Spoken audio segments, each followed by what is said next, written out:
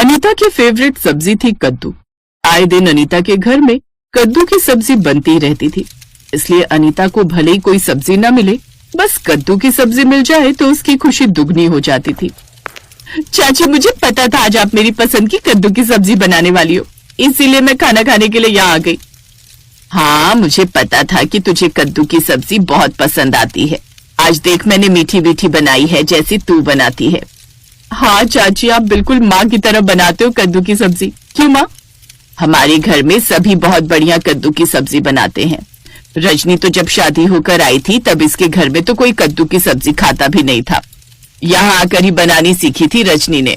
सही कह रही हो भाभी, हमारे घर तो कद्दू का नाम सुनकर ही दूर भागते थे। अरे जब मैंने यहाँ आकर कद्दू की मीठी मीठी सब्जी बनानी सीखी और जब खाई तो मजा ही आ गया।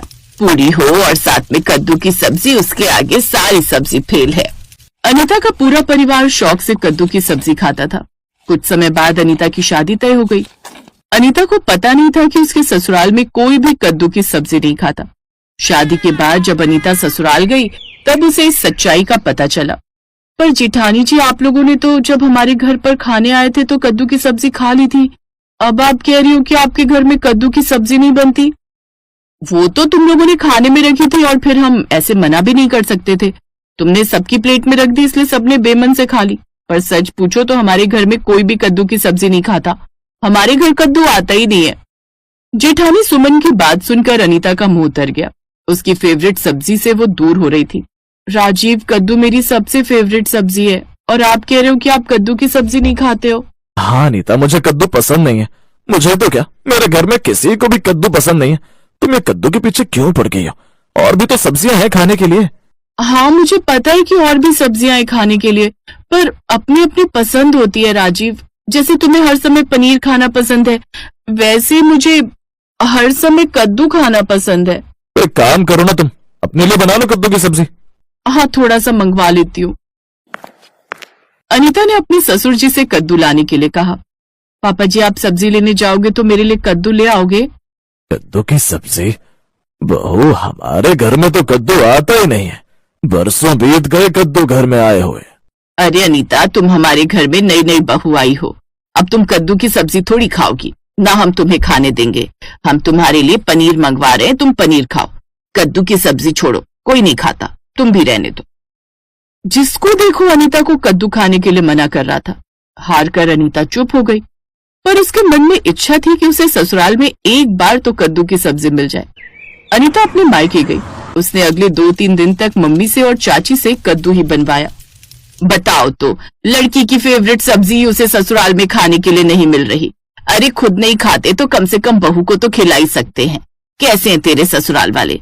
तेरी पसंद का बिल्कुल भी ख्याल नहीं रखते। ले और ले, आराम से खा। मेरी बच्ची, इतना मन था ना तेरा कद्दू खाने का। हाँ माँ, बहुत मन था, क्या करूँ, कोई मेरा साथ ही नहीं देता। अनीता का चेहरा उतर गया था। उसे अपनी इच्छा के अनुसार कद्दू की सब्जी नहीं मिल रही थी। घर में उसे कोई नहीं समझ रहा था। एक दिन अनीता घर के स्टोर की सफाई कर रही थी। अचानक उसकी नजर दीवार पर लगी एक बुजुर्ग औरत की फोटो पर गई। उसने देखा फोटो पर बहुत धूल लगी हुई है। अनीता ने धूल साफ किया तो अचानक फोटो बोलने लगी। जीती रहो बहू, कितने सालों बाद मेरी तस्वीर को किसी ने साफ किया है, वरना इस स्टोर में तो कोई घुसता भी नहीं है। आप तो राजीव जी की दादी जी है ना? हाँ, तुमने सही पहचाना, मैं राजीव की दादी हूँ। 15 साल पहले मैं इस दुनिया से चली गई थी। मैंने आपको पुरानी फोटो एल्बम में देखा था और आंगन में भी आपकी एक फोटो लगी हुई है, पर आप इस फोटो में से कैसे बोल पा रहे हो? तुम मेरे पोते की बहू हो, तुमसे बात करने का बहुत मन था, इसीलिए मेरी आत्मा इस तस्वीर में लौट आई। बहू, तुम्हारा चेहरा कुछ उतरा हुआ दिखाई दे रहा है, वरना नई बहू के चेहरे पर तो खुशी दिखाई देती है। कहीं तुम्हारी सास और जेठानी तुम्हें तंग तो नहीं करती हैं? अगर ऐसा है तो मुझसे कहो, मैं उन्हें अभी सीधा कर दूंगी। नहीं दादी जी, मुझे कोई कुछ नहीं कहता, सब बहुत अच्छे हैं। वो तो बस किसी और वजह से मेरा चेहरा उतरा हुआ है। फिर क्या बात है, किस वजह से तुम्हारा चेहरा उतरा हुआ है? बताओ, मैं उसका हल ढूंढती हूँ। दादी जी, मुझे कद्दू की सब्जी बहुत पसंद है, पर यहाँ ससुराल में कोई भी कद्दू की सब्जी नहीं खाता, इसीलिए मेरा मन खराब हो गया। कोई खरीद कर भी नहीं ला कर देता। मेरा मन था कम से कम महीने में 2 बार ही कद्दू की सब्जी बन जाती, इस बहाने मैं भी खा लेती। अब अकेले के लिए मैं क्या बनाऊं? तो तुमने घर में किसी को कहा नहीं? कहा था दादी जी, पर कोई लाने को ही नहीं तैयार है। चिंता मत करो, सब ठीक हो जाएगा। 2 महीने बाद मेरा जन्मदिन है, देखना उस दिन कद्दू की सब्जी घर में जरूर बनेगी, और ऐसी बनेगी कि सब दोबारा कद्दू की सब्जी बनाने के लिए उतावले हो जाएंगे। तुम मेरे जन्मदिन पर अपने हाथों से कद्दू की मीठी मीठी सब्जी बनाना, क्योंकि कद्दू तो मुझे भी बहुत पसंद है, पर राजीव की माँ ने कभी भी मेरे लिए कद्दू की सब्जी नहीं बनाई थी। अब तुम्हारे बहाने मुझ तक भी पहुंच जाएगी। सच दादी माँ, अगर ऐसा हो जाएगा तो मेरी तो खुशी का ठिकाना ही नहीं रहेगा। दादी माँ की बात सुनकर अनीता बहुत खुश हुई और दादी माँ का जन्मदिन आने का इंतजार करने लगी। दादी माँ के जन्मदिन से एक दिन पहले अनीता उनकी तस्वीर को स्टोर से निकालकर बाहर ले आई। दादी माँ की एक तस्वीर और थी जो बाहर आंगन में लग रखी थी। बहू, माँ जी की एक तस्वीर तो बाहर टंगी हुई है, हम उसी की पूजा करेंगे। तुम ये दूसरी तस्वीर स्टोर से क्यों ले आई?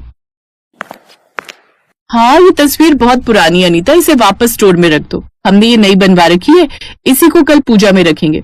तुम नई हो ना, तो तुम्हें इतना पता नहीं है। माँ जी, इस तस्वीर को मैं यहाँ नहीं लाई हूँ। दादी माँ की आज्ञा थी कि मैं इस तस्वीर को स्टोर से बाहर लेकर आऊं। आज उनके जन्मदिन पर वो आपसे बात करना चाहती हैं। माँ बात करना चाहती हैं? ये कैसे संभव हो सकता है? तभी दादी माँ बोल पड़ी, अरे टिल्लू, सब संभव है। देख, मैं तुम सबसे बात कर रही हूँ। दादी माँ? माँ, दादी माँ आपकी तस्वीर तो बोल रही है। हाँ, आज मैं तुम सबसे बात करूंगी। मेरी बात ध्यान से सुनो। नई बहू अनीता बहुत दुखी है। आज मेरे जन्मदिन पर मुझे कोई उपहार नहीं चाहिए सिवाय कद्दू की सब्जी के। मैं चाहती हूँ आज मेरे जन्मदिन पर अनीता मेरे लिए अपने हाथों से कद्दू की सब्जी बनाए। जहाँ तक मैं जानती हूँ आज के दिन मुझे कोई मना नहीं करेगा, क्योंकि आज मेरा जन्मदिन है और मेरी आज्ञा है कि आज के बाद इस घर में हमेशा कद्दू की सब्जी बनती रहेगी, तभी मेरी आत्मा खुश होगी। तुम सबको भी कद्दू की सब्जी खानी होगी, मुझे वादा करो। माँ, आज कद्दू की सब्जी जरूर बनेगी। मैं अभी कद्दू लेकर आता हूँ। बहू, तुम कद्दू की सब्जी बनाने की तैयारी करो। थैंक यू दादी माँ, बहुत अच्छे हो। और अगले दिन उनके जन्मदिन पर उनके कहे अनुसार अनीता ने खाने में कद्दू की मीठी मीठी सब्जी बनाई। अनीता इन सब के लिए दादी माँ को दिल से थैंक यू बोलती है।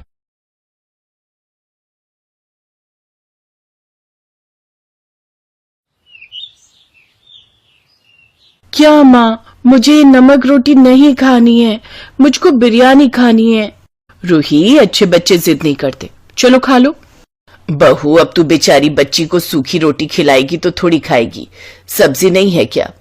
माँ जी, आलू की सब्जी बना रखी है, मगर इसके नखरे आलू नहीं खाएगी। घर में दूसरी सब्जी है भी नहीं कि बना दूं, वो खेत से लाएंगे तो बना दूंगी। तभी कड़ी धूप में सुनील खेत से घर आता है। हे प्रभु, गजब की गर्मी पड़ रही है। अभी गर्मी के मारे हाल बेहाल है, मई जून में और भयंकर गर्मी पड़ेगी। क्या हुआ सुनील, चेहरा क्यों उतरा हुआ है? अब क्या ही बताऊं माँ, खेत की आधे से ज्यादा सब्जी धूप के चलते जल गई। थोड़ी सी सब्जी बेचने लायक निकली है, आज बाजार नहीं लगाऊंगा, फेरी कर लूंगा घूम घूम कर। गरीबी के चलते इस पूरे परिवार की जड़ कमजोर थी। वो किसी तरह सब्जी बेचकर पैसे कमाते थे। कुछ देर बाद वंदना उनके लिए खाना लगा देती है। ये क्या, आलू की सब्जी रोटी? रोज रोज ये सब खाकर तो मन भर गया, मेरी तो भूख ही मर गई। घर में बिरयानी बने तो जमाना गुजर गया। उस बेचारी को क्यों सुना रहा है? बिरयानी क्या बिना पैसों के पक जाएगी? इतना बड़ा परिवार है, कम से कम भी 2-3 किलो मटन चाहिए। देखिए, मैं अभी लहसुन धनिया की चटनी बना लाती हूँ, उसके साथ खा लीजिए। वो कुछ देर में चटनी बनाकर लाकर देती है, जिसे खाने के बाद सुनील वो थोड़ी सी सब्जी का ठेला लेकर जाने लगता है। तभी वंदना की नजर पड़ोसन के आंगन के पेड़ पर पड़ती है, जिस पर कई सारे कटहल उगे थे। वो देखिए जी, सुनीता काकी के पेड़ पर कितने सारे कटहल लगे हैं। इसे भी तोड़कर ले जाइए, क्या पता बिक जाए, वरना डाली में लगे फल बन जाएगा। बेचारी काकी तो अब इस दुनिया में रही नहीं, लेकिन उनकी ये याद ही रह गई है, ये पेड़ जो उन्होंने अपने हाथों से लगाया है। बाकी एक आधा कटहल घर के लिए भी रहने देना, अभी कटहल का सीजन है ना, इस टाइम के कटहल खाने में बड़ा स्वाद लगता है। हाँ, छोड़ दूंगा। थोड़ी देर में सुनील सब्जी बेचने निकल जाता है। तभी शाम को मोहल्ले में ठेला लेकर चिकन बिरयानी बेचने वाला आता है। आओ आओ, बिरयानी खाओ, आओ आओ। आपके मोहल्ले में मुरादाबादी बिरयानी वाला 150 की हाफ प्लेट, 300 की फुल प्लेट बिरयानी खाओ। उसकी आवाज सुनते ही रूही दरवाजे पर आकर खड़ी हो जाती है। तभी पड़ोसन मयूरी अपने बेटे यश को लेकर आती है। अरे ओ बिरयानी वाले भैया, मेरे बेटे के लिए हाफ प्लेट बिरयानी लगा दो। मुझको तो ये बिरयानी देखने में बहुत लजीज लग रही है, काश हम भी खा पाते। मैं अभी माँ से पैसे मांग कर लाती हूँ। लेकिन अंदर तो कुछ और ही चल रहा था। भाभी, आज आपने इतना कम आटा दिया है, गूंथने को रोटी कम पड़ जाएगी। निधि, आटा बिल्कुल खत्म हो गया है, इतना ही बचा था। तुम्हारे भैया से 4 दिन से कह रही हूँ राशन भरवाने को, वो सुनते कहाँ हैं। मैंने 50 रुपए बचा रखे थे, उसी का आटा लेकर आती हूँ। वो दाल के डब्बे में से जैसे ही पैसे निकालती है तभी रूही अंदर आ जाती है। माँ, गली में बिरयानी वाले अंकल आए हैं, पैसे दे दो ना। यहाँ घर में आटा खत्म है और तुम्हें बिरयानी खाने की पड़ी है, चुपचाप से जाकर पढ़ाई करो। माँ के डांटते ही वो रोने बैठ जाती है। रात में सुनील उदास मन से लौट आता है। क्या हुआ बेटा, आज बड़ी जल्दी लौट आया? बाबा, दरोगा से गरीब रेडी पटरी वालों का कमाना खाना देखा नहीं जाता। बाजार से हमारा ठेला हटवाकर वो जगह पानी पूरी वाले को दे दी। ये सुनकर गरीब परिवार वाले चिंता में पड़ जाते हैं। हे भगवान, इस सब्जी के कारोबार से तो घर की रोजी रोटी चल रही थी, अब तो नमक रोटी भी मुहाल हो जाएगा। ये बोलते हुए उसकी आंखों में आंसू झलक पड़ते हैं। सभी परिवार वालों की आंखें भी नम हो जाती हैं। फिर एक रात, अरे बहू, ये तूने थाली में कब की रोटी परोसी है? देख, एकदम अकड़ गई है, मुझसे तो चबाई भी नहीं जा रही। कल की बासी रोटी सेक कर परोसी है। वो सारा दिन कितनी मेहनत से कमाते हैं, फेंकने का दिल नहीं किया। अरे बासी से क्या हो गया बहू, ये भी तो अन्न ही है, खा लो सब लोग। तभी एकदम से उनके खांचे में बिरयानी की खुशबू आती है। लगता है किसी के घर में चिकन बिरयानी बना हुआ है। अरे घर में बिरयानी कब बनेगी? कभी मरने से पहले इस बूढ़े को वो नसीब भी होगी या नहीं? ऐसा मत बोलिए बाबूजी, बहुत जल्दी बनेगी बिरयानी, चलो अब खा लो। सब लोग बेमन से सूखी रोटी खाने लगते हैं, लेकिन सबका दिल बिरयानी खाने के लिए ललचा रहा था। अगली सुबह हल्ले गुल्ले की आवाज से सब जाग जाते हैं। चोर कहीं की, बता क्या आई थी चुराने, बोल। आंटी, मैं कुछ भी चुराने नहीं आई, छोड़ दो मुझे। ये तो अपनी रूही की आवाज है, रूही कहाँ है? गरीब ससुराल वाले हड़बड़ाते हुए बाहर आते हैं। अरे ओ निर्दयी औरत, छोड़ मेरी बेटी को। वो देखो, आ गया चोरों का खानदान। तू चोर, तेरा पूरा खानदान चोर होगा। चुप करो, ऐसे झगड़ा बढ़ाने का कोई मतलब नहीं। अरे एक ही पड़ोस में रहना है हमें। बहन जी, क्या बात है, मेरी बेटी से कोई भूल चूक हुई है क्या? इसका चेहरा ध्यान से देखो, सब समझ आ जाएगा। रूही के मुंह पर बिरयानी की जूठन लगी देखकर वो सब समझ जाती है। जी हमें माफ करना, ये इसकी गलती है। वंदना गुस्से में उसे अंदर ले जाती है। सच सच बता, क्या तूने मयूरी आंटी के कूड़ेदान में से बिरयानी निकाल कर खाई थी? हाँ खाई थी माँ, मैंने तुम्हें कितनी बार बोला कि मेरा बिरयानी खाने का दिल करता है, तुम कभी नहीं बनाती हो, और अब मैं तब तक खाना नहीं खाऊंगी जब तक मुझे बिरयानी नहीं मिल जाती। नन्ही से रूही के कूड़े में से जूठी बिरयानी निकालकर खाने की बात सुनकर ससुराल वालों का कलेजा फट जाता है। तभी एकदम से वंदना का ध्यान रसोई में एक कोने में रखे कटहल पर जाता है, जिससे उसे जुगाड़ आता है। तुझको बिरयानी खानी है ना, तो आज घर में बिरयानी बनेगी। हे भगवान, ये तू कैसे दिन दिखा रहा है? मेरा बच्चा बिरयानी खाने के लिए तरस रहा है, पर मैं पिता होकर भी उसकी इच्छा को पूरा नहीं कर पा रहा। मगर बहू, अभी हमारे हाथ में तो फूटी कौड़ी भी नहीं है, चिकन कहाँ से खरीद कर खाएंगे? बाबूजी, सब कुछ आप मुझ पर छोड़ दीजिए। अब वंदना अपनी ननद के साथ कटहल काटकर उसे धोकर उसमें मसाला डालकर उसे फ्राई कर लेती है। भाभी, मेरी तो कुछ समझ में नहीं आ रहा कि आप करने क्या वाले हो। माना कि हमारे पास चिकन बिरयानी खाने के पैसे नहीं है, लेकिन कटहल तो हमारे घर पर है ना, और कटहल को अच्छे से मसाले में बनाया जाए तो वो भी चिकन जैसा स्वाद ही देता है। भाभी, ये जुगाड़ हमें पहले क्यों नहीं सूझा? निधि, तुम जरा यहाँ खड़े मसाले सिलबट्टे पर पीस दो। थोड़ी देर में कटहल की बिरयानी की स्वादिष्ट खुशबू पूरे घर में फैल जाती है। इधर पूरा परिवार मन में आस लगाए हुए बिरयानी का इंतजार कर रहा था कि कुछ देर बाद गर्मा गर्म कटहल की बिरयानी पेश है। लीजिए, सब लोग खाइए। वाह भाई वाह, कितनी बढ़िया कटहल की बिरयानी की खुशबू आ रही है। मेरा तो मन प्रसन्न हो गया, आज तो पेट भर कर खाऊंगा। जैसे ही गरीब ससुराल वाले कटहल की बिरयानी खाते हैं तो उनकी आंखों में खुशी के आंसू निकल पड़ते हैं। क्या हुआ माँ जी, आप दोनों रो क्यों रहे हैं? बिरयानी में मिर्ची ज्यादा हो गई है क्या? नहीं बहू, हमने तो जीवन में कभी भी इतनी स्वादिष्ट कटहल बिरयानी नहीं खाई थी। सच में सुनील, क्या कमाल की बिरयानी बनाई है तुमने। बिल्कुल भी देखकर नहीं लग रहा कि बिना चिकन मटन की बिरयानी है। भाभी आप तो खुद का यही काम शुरू कर लो, देखना खूब कमाई होगी। हाँ वंदना, तुम कटहल की बिरयानी बनाना और मैं सब्जी के साथ साथ उसे भी बेचूंगा। अब वो ऐसा ही करते हैं और कुछ ही दिनों में उनकी अच्छी कमाई होने लगती है। ठीक ठाक कमाई होने से अब वो चिकन बिरयानी भी बनाकर खाने लगते हैं।